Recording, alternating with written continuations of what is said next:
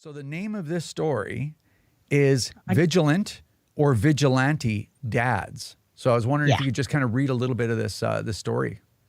Yeah, well, here's the breakdown. So this community in Langley had a lot of break-ins and things being stolen and just crime happening in their neighborhood. And people got sick of it. And on Christmas Eve, a group of dads, I guess they have some sort of Telegram chat or whatever, a group of local dads had got together and said, look, we're just going to go for a walk around the neighborhood and see if we see anything.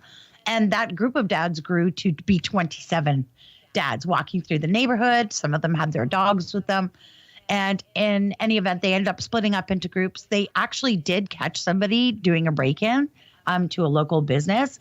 And, you know, there was varied opinions in their community. There was a lot of people who spoke to the media who, you know, including the person who was the victim of the break-in, who looked at them as heroes, right? Here they are, you know, police do the best job they can do with what they've got, right? But they're usually there to pick up the pieces. Preventative is very difficult for law enforcement. You can't guess when a criminal is going to be somewhere, right? So they were hailed as heroes by a large number of people in their community.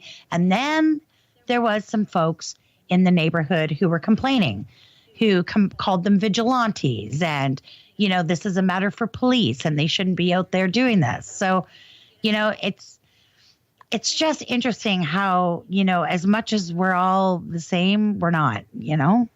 Yeah, well, the interesting thing that I like to bring up is it has taken the government and the bureaucracy and the mainstream media, the legacy media in Canada, probably 30 or 40 years of just chipping away at the intellect of Canadians to get them to the point where they think protecting themselves with or without firearms, that they think defending themselves against something like rape, assault, or murder, or even having their things taken, is somehow morally wrong.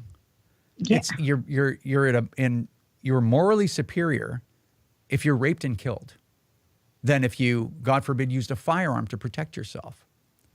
And it's just a really interesting case study on, I don't want to use too inflammatory of terms, but it's like psychological warfare.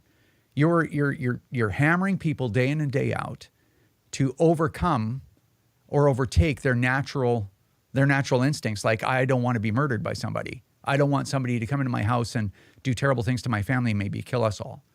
You know, so I'm going to stop them from doing that if I possibly can. And apparently now you're like taught that that's bad. That you will, that's where we're at. And the reason is, and it's real, because you will feel the full weight of the state if you do that.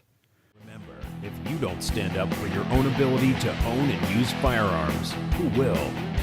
Join the CCFR or donate right now at www.firearmrights.ca.